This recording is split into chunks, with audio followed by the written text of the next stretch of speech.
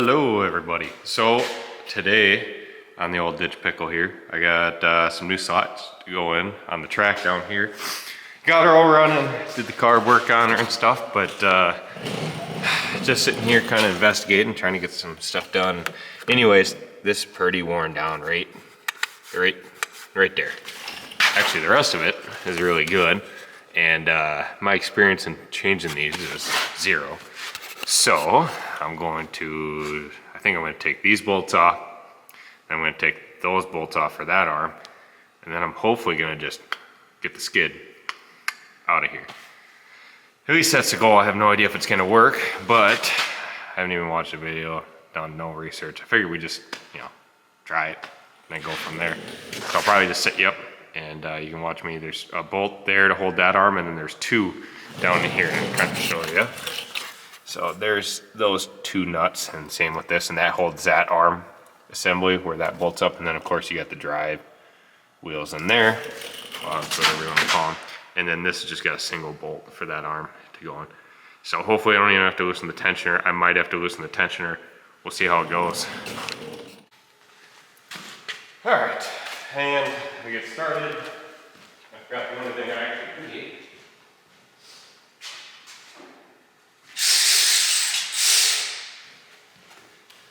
A little help.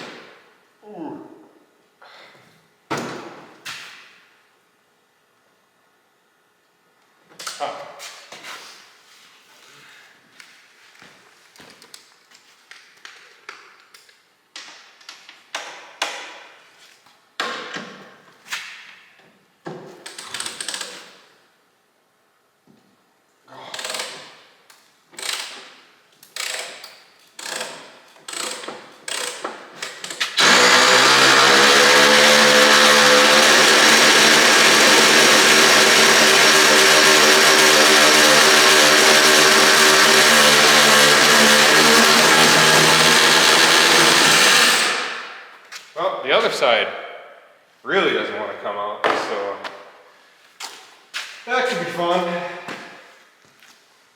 We'll try it one more time. Well, I got one side out.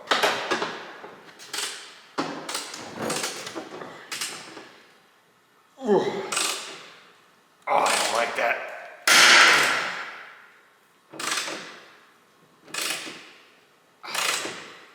Yeah, super easy. This just turned into a whole lot of fun.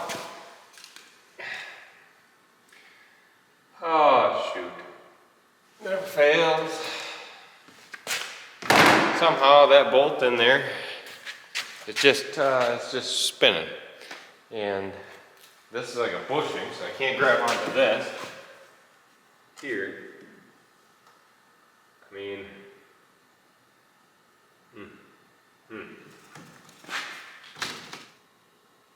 Guess I'll try taking off the front ones and see if it doesn't get better. Maybe if I take tension off of it.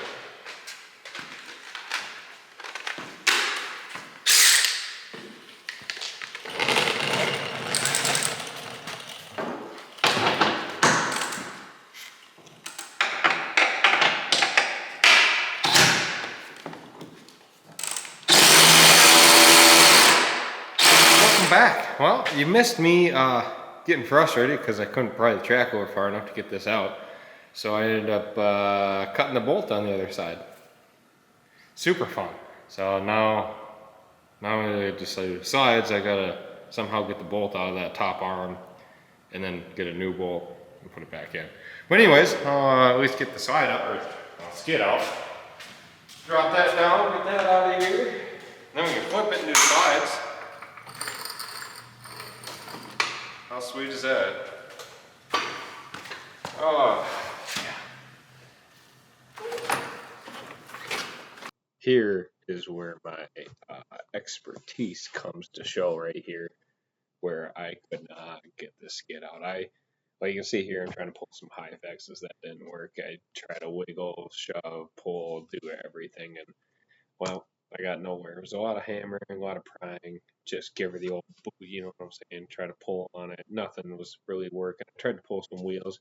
What I found out is you should pull it straight back, pry it underneath the drive wheels, the front, so you could have tipped the track up and then go underneath. Then it would have slid right out, but I preferred the old struggle method here. At the end of the day, though, I was glad I pulled it out because I found a broken wheel on there. So, and there's a couple other things to fix. You'll see coming up here, but it was a good thing to pull it out anyway.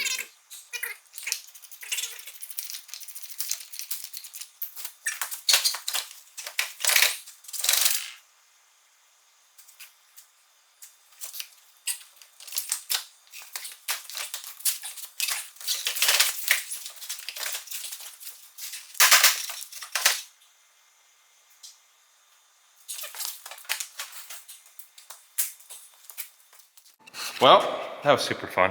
A lot of wiggling to get it out. So I think when it goes back in, I'm gonna be doing something a little bit different with that. Shouldn't be too bad though. But basically, here's that one bolt that was frozen. That's on this shaft here that goes up in here, so I'll have to get that out. Then I also found that right there. So I might as well just order bogey wheels. I already got it out and I know how much fun it is. So I'm gonna do bogey wheels, get a bolt, order a couple more parts, and then I will be back doing the rest of this. Yeah. All right, checking in for an update here. So I still gotta get this out. I'm gonna weld the nut onto here to get that to come out and heat it up, help it get out.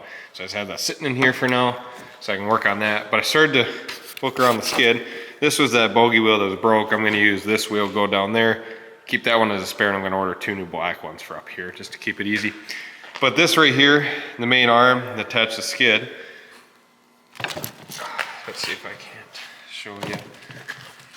Let's see here, I gotta get my foot up. Well, you can't see it because I have it started on bolt. But basically, you can see that's all wallered out. All right, little update here. So the only machine bushings that I could find were 3/4 OD. Oh, focus. So these are 3/4 OD, 3/8 ID, and these are 1/4 inch thick, which is how thick this plate is. So basically I just drilled them just under, a touch under 3/4, and then I've just been kind of basically pressing them in, hammering them, squeezing them in here. And so you get like this one is over here, where it's now pressed into this. You know, obviously this top hole I had to drill into, and I don't think, I mean, this is a lot more meat here to try to waller out, going to a 3/4 inch hole. So I don't think it's gonna waller out, and I still have this back hole here as an option if this doesn't work out. But basically, press this one in, throw my new bolt in, grease that, get that idler on, and then I can pull these sides off. And I'll worry about this top piece. I gotta get some electrical run in here so I can get my weld. Right, so here we are working on this skid that I got, and it turned out that I actually contacted Fast, and they could send me the high fixes or the slides, whatever you want to call that. So that was really great. They also had wheels for it, and you could rebuild the shocks yet. They might need to be rebuilt, they might not. We're gonna run it first, see what happens, go from there. I mean, you gotta try it. But I already did the far side there, checked that all out, and then moved to this side. And it was not too bad, but I did have to pound them all the way off. So it definitely was not going to be changed in this side. But I got them pounded off. I did have to cut the new ones to length and just use bandsaw and then put it back in there. Everything worked out. I got the new wheels from Fast. I ended up just getting 2 bottoms, the green. They still even had the green ones. So we threw them on and bolted everything together, and it works great so far. Yeah, so if you don't know, these are actually just held on by one little 1/4 inch bolt. Well, it's actually metric on this, but there's one little bolt that holds that slide on. It's right in the front by the nose, and then the rest is just pounded into a groove. So all you gotta do is pound it off, pound the new one in, put that bolt back on, and then these ones have nose guards. Same thing. They're just one little bolt, so it's real easy to do, real quick. Just pound them off, pound them back on, goes good.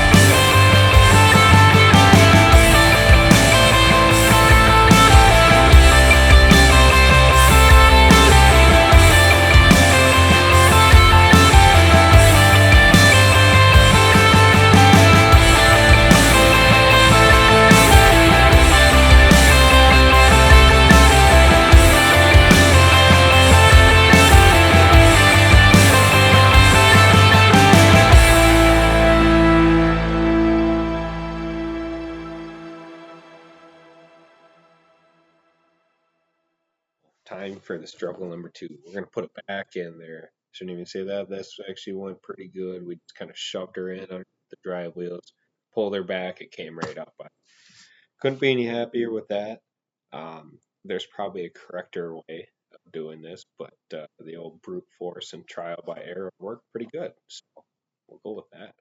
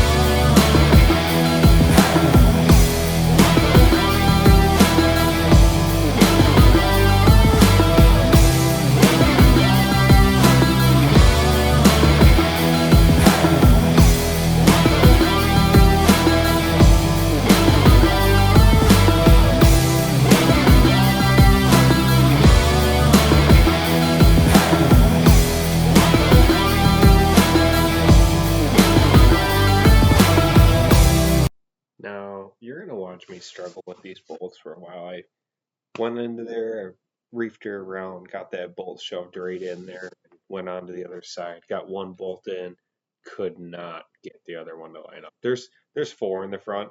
I got two on this side, one on the other. Um, God, I hit it with a hammer. I was moving it all around. I couldn't get nothing. Turns out make sure your bolts are lined up. On the side that it started on, actually, there was two bolt holes in the plate behind there, and I was in the wrong one. So the other side wouldn't line up at all. I just fought it for quite a while. But after coming back over here, I found that there was two bolt holes, loosened her up, moved everything, and then she went pretty good from there. Bolted all together, and we were good.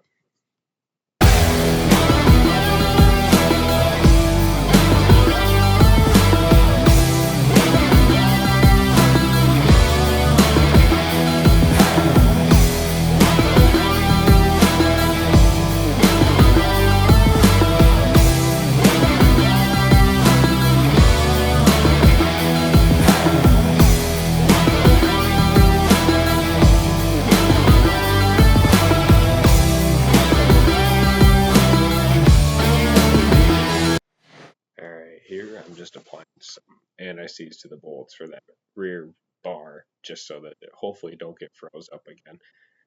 It wasn't too bad to get apart. I just welded a nut and was able to grab the shaft and unwind it.